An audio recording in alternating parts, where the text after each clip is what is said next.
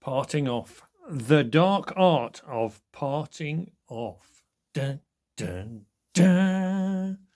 I'm unqualified. I'm not a qualified engineer. I'm an interested amateur. And this is not an instructional video. This is just some ideas that I've picked up and trying to help anybody else who struggles with parting off like I do. I've seen a few videos online about parting off. So my first bit of advice is watch loads of videos on parting off, because there are some people with differing ideas. Some people say go as slow as you can. Some people say go a bit faster. So watch a few and get a few consensus of ideas. One thing they all say is about rigidity. So I've got a couple of ideas of rigidity on my particular lathe. See if it applies to yours. Right, I've got this set up here, obviously my particular chosen tool. And one of the things they say is keep it rigid. Now I'm going to take this off by hand and I'm going to move it. I'm going to go zoom out and come around here. Now let's get down here. And one of the things that they said on this, mine's a Warco 280 VF. The smaller Warcos are not like this, but here, and they say don't have an overhang like that, because you don't want to be overhanging. You want to be at least there, right? But on this particular lathe, look under there. Under here, we've got a post. We're on a round pillar with these adjusters so that you can swing it and do angles. But that's no good for parting off. For more rigidity, they want you to come back here like this. Excuse the wobbly camera, but you can see what's going on. And that's as far back as I can get it. That's it. It's at the end of its lead screw. So that's as stable as I can get that. Now there's one more thing. A thought occurred to me about this quick change post. See, we have these quick change posts, but we're amateurs. Quick change, amateurs. Quick, I'm retired and I'm an amateur, so I don't need the speed. Don't need the speed, man. So just slow your pace of life down. Take your time. I just had a thought about these quick change posts. Let me demonstrate. Let's put a normal tool in here. Now come on, be honest, that was quick, wasn't it? That's what you call a quick change post. Right, seriously though.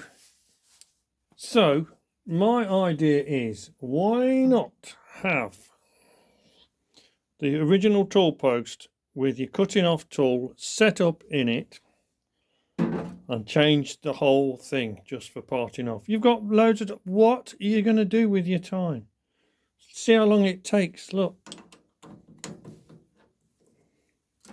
Oh, hurry up. I've got a bus to catch. I mean, come on. We're retired, for goodness sake. Now that's going to take longer because I've dropped my knob. Where's my knob gone? There it is. I even got time to drop my knob and find it again. That's how much time we got. Here we go. Put my washer back on.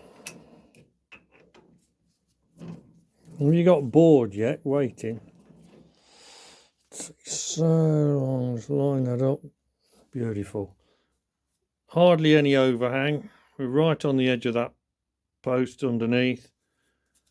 Job's a good one. Well, it's not a good one, it's getting close to being the best we can do, isn't it?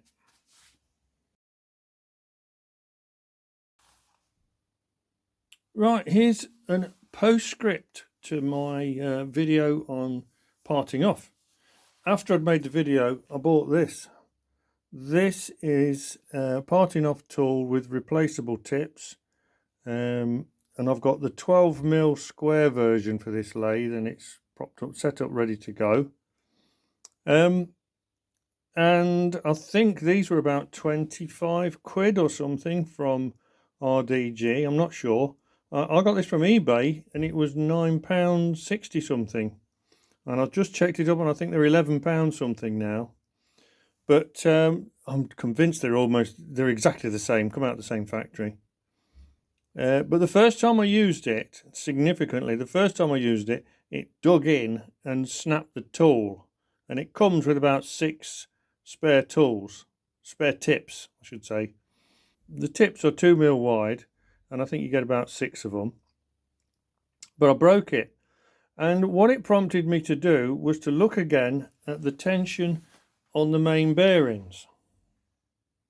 Now, further to my video on refurbishing this lathe, I set the tension on the bearings, and then I went to do some parting off with my new parting off tool, and it snapped the tip. Now, I thought I'd set the bearings correctly, and it's a bit ambiguous. The instructions for setting them are a bit ambiguous, and I tightened them up, so I thought there was no play. And I didn't want to over tighten them, so I was probably a bit scared of it, but there was definitely no play and everything was turning fine.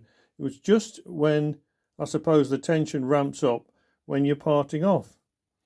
So having done that, I then went back to the tension, slackened it off, and I just turned the tension up about 1/4, 1/8 to 1/4 of a turn, a bit more tension on the bearings, and it made all the difference. I'm now very, very confident with me parting off, and this tool works brilliantly. So this can serve as a postscript to both them videos, I suppose.